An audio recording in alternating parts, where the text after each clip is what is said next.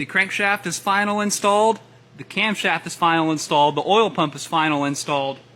Now it's time to put our rods and pistons in the motor. I use Joe Gibbs Driven BR40 break-in oil for this process.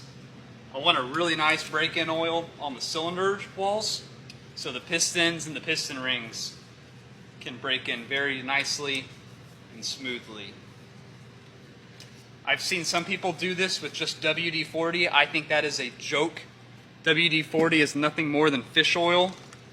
You need to have a nice lubricant on those cylinder walls so the piston rings can break in correctly. That's probably the most important part of the engine break-in process, is getting the rings to seat in their position.